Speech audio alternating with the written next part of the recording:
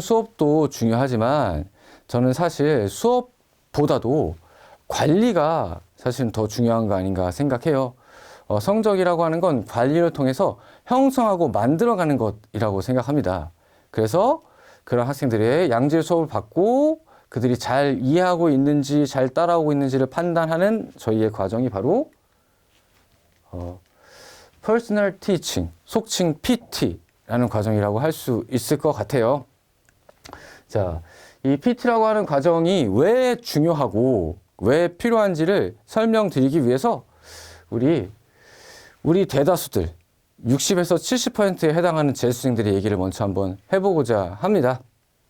자, 여러분들의 대다수 고3 때 어영부영 남들이 하는 것만큼 공부하고 수능 봐서 수능은 봤지만 막상 나온 성적은 생각보다 지지부진하고 특별히 목표하는 대학이 있는 건 아니지만 뭐 그래도 성적대에 맞는 대학 한번 찾아봤는데 어디 눈에 하나 걸리는 대학 없고 그래서 남들 보니까 대학은 다 간다는데 나도 대학은 가야 되니까 재수를 해야 되나?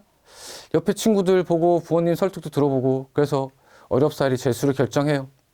재수를 결정하고 재정반 신청해서 수업에 들어갔더니 기본기가 좀 부족하니까 선생님이 하는 말은 여전히 알아듣기가 힘들고 또 옆에 친구들을 보면 제대로 알아듣는 것 같은데 선생님은 항상 너 이거 지난번에 했었지? 하고 넘어가고 이 정도는 알지? 하고 넘어가는 거 투성이고 이해는 안 되는데 숙제는 계속 나와.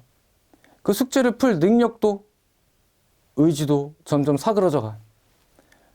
그러다 보니 문득 이래선 안 되겠는데? 라는 생각 들어서 남들 좋다는 인강이라도 들어볼까?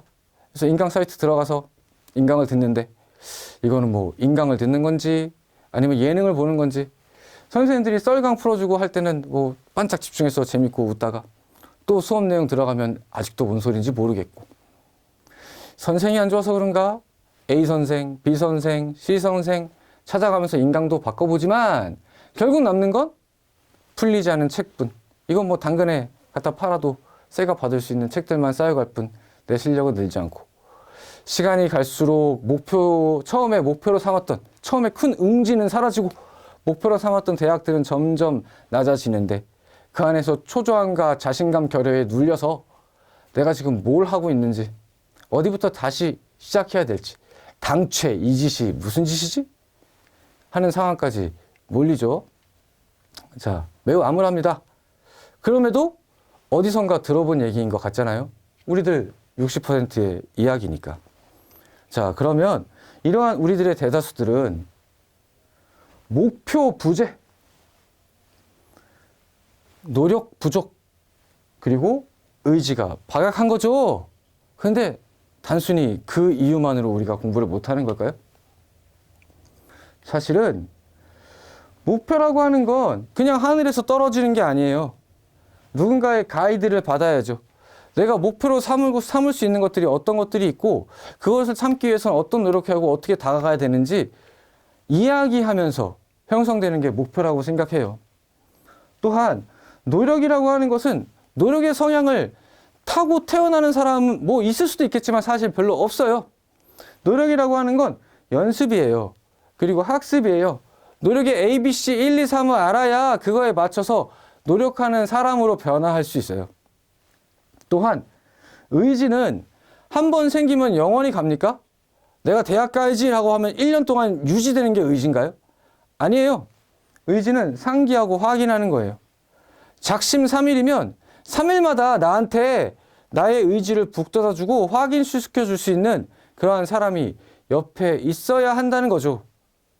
그게 바로 우리가 추구하는 PT라고 하는 프로그램이 해야 될 역할입니다. 자, 우리 학원의 PT는 크게 세 가지로 나뉘는데 첫 번째, 입소 직후에 퍼스널 티칭을 해요. 이때는 조금 더 많이 만납니다. 학생이 처음에 들어오면 각각 국어, 영어, 수학의 멘토 선생님들이 학생을 좀 자주 만나면서 초도 상담을 잘 하고 그동안에 어떤 학습을 해왔고 성적은 어떻게 형성됐는지 그 상담에 맞춰서 일단은 다양한 수준의 숙제를 좀 줘요. 테스트를 해보기도 하고 이렇게 숙제를 바꿔가면서 주고 테스트도 바꿔가면서 해보면서 좀 학생의 정확한 이해도나 위치를 평가하고 그에 맞춰서 임시반을 배정하고 계속 숙제 부여하고 그러다가 정확히 좀 판단이 됐다라고 생각되면 최종반에 배치해서 정상 수업을 하게 됩니다. 그래서 첫 주에는 조금 더 학생을 알기 위해서 많이 만나고 그 다음에 이렇게 시작된 PT가 이제 매주 이어지게 돼요.